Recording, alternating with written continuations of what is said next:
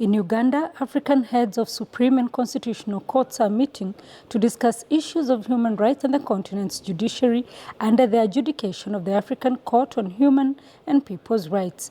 The court is ever struggling to get African heads of state recognize it and its role in the protection of human rights. We do engage with states from time to time when we meet with them during the AU summits. We talk to them. Of course, they'll promise that they are going to do it.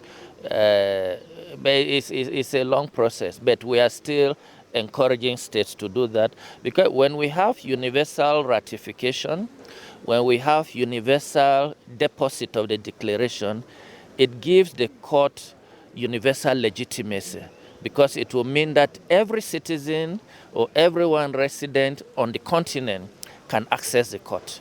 And yet, in 2014, the leaders voted to expand the jurisdiction of the court. Currently, we have two courts. One of them already established and operationalized, but we have another court that is still on paper. That is the Court of Justice. So then a decision was made to merge these two courts together. So it will be the African Court of Justice and Human Rights. But unfortunately, we did not receive the number of ratification that we need to enforce this treaty. There has been no ratification so far, but you have to understand that the process of ratification takes time. It has to deal with sovereignty.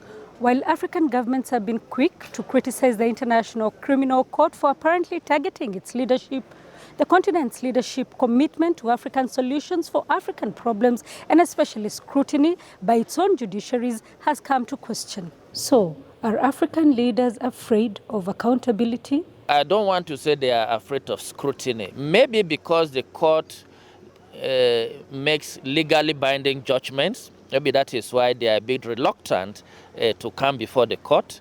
The protocol to merge the courts came at the height of the debate over the indictment of Kenya's President Uhuru Kenyatta and his deputy at the International Court. Africa will always remain part of the International Criminal Court. But as it has been stated several times, that the International Criminal Court should also respect the African bloc, because the African bloc is the biggest within the ICC. We need them to complement our continental and our national courts. We don't want them to be there to snatch cases and deal with them while we are just standing there looking.